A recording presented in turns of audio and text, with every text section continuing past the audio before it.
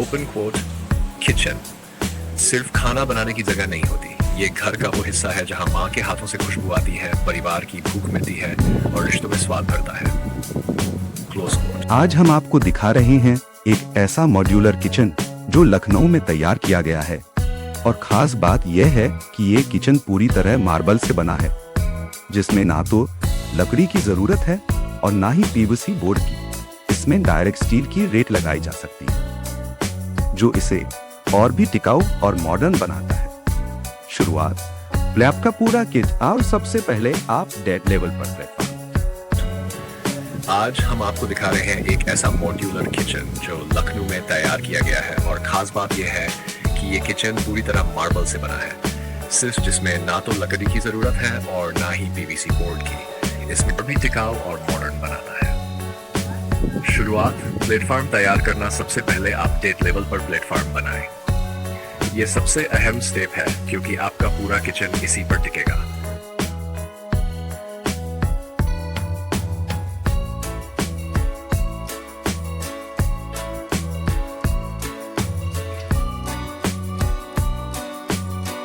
चौड़ाई 20.5 इंच, ऊंचाई 0.5 से 2 इंच, लंबाई आपके किचन की जगह के अनुसार तय की जाती है। डेट लेवल पर प्लेटफॉर्म बनाना बहुत जरूरी है क्योंकि इससे पूरा टॉप बिल्कुल सीधा और संतुलित रहेगा।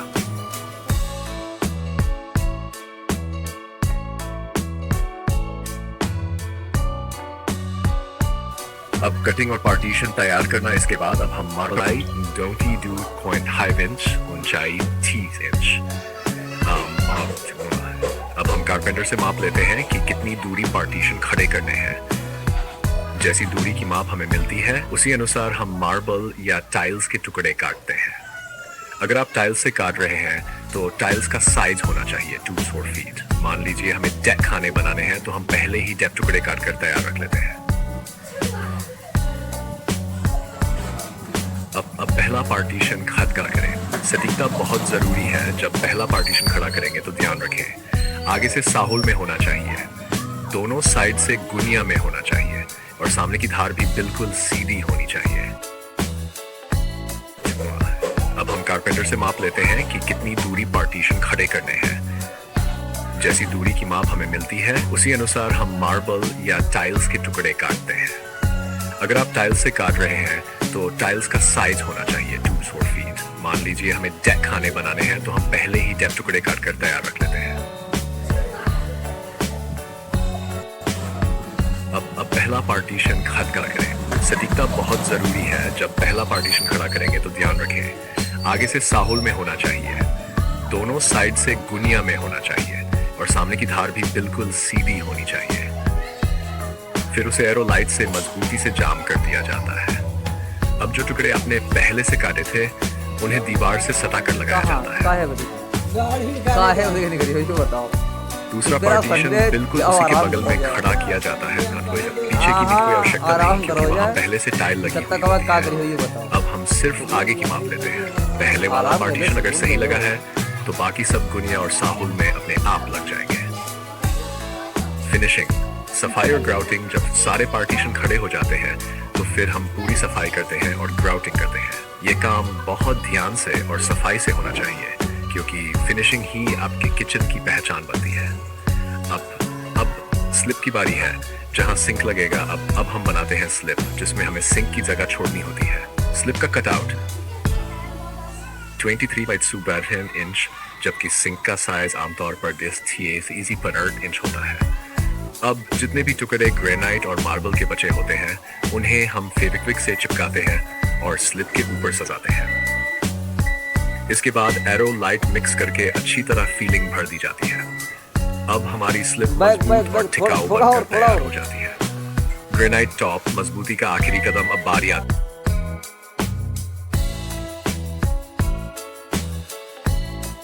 हो जाती है ग्रेनाइट टॉप मजबूती का आखिरी कदम। अब बारी आती है ग्रेनाइट टॉप लगाने की। ध्यान दें इसमें एरो लाइट की जरूरत नहीं है। आप एडहेसिव या व्हाइट सीमेंट से इसे आसानी से चिपका सकते हैं।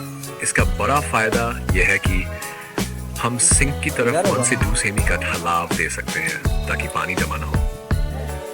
प्लेटफॉर्म पहले से मजबूत है इसलिए जोड़ और भी ठोस बैठता है।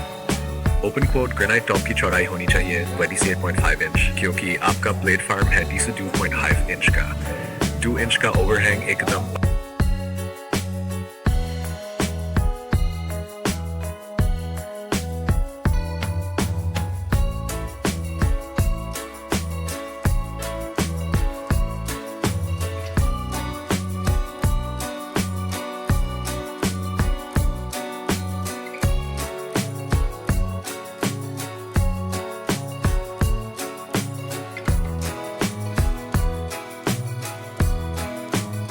परफेक्ट लुक देता है। क्लोज कोट अंतिम टच वॉल टाइल्स और सफाई। अब आप ऊपर की दीवार पर 2x या 2x4 की टाइल्स या ग्रेनाइट लगा सकते हैं, लेकिन ध्यान रखें हाइट सिर्फ 2 फीट होनी चाहिए। अब पूरे किचन की सफाई कर दीजिए, हर कोना चमकाए और आपका मॉड्यूलर किचन बिल्कुल तैयार है। अंतिम शब्द ओपन कोट, एक एक टुकड़ा मेहनत से लगा है। इस किचन में सिर्फ मार्बल नहीं, एक कारीगर का सपना और सम्मान जुड़ा है। Close coat. अगर वीडियो अच्छा लगा हो लाइक कीजिए, चैनल को सब्सक्राइब कीजिए और नीचे कमेंट में बताएं अगला वीडियो किस विषय पर बनाएं। आपके एक कमेंट से हमें हौसला मिलता है और नई कहानियां गढ़ने की ताकत। फिर मिलते हैं एक और नई कहानी के साथ। फिरोज अहमद। अगर आप चाहें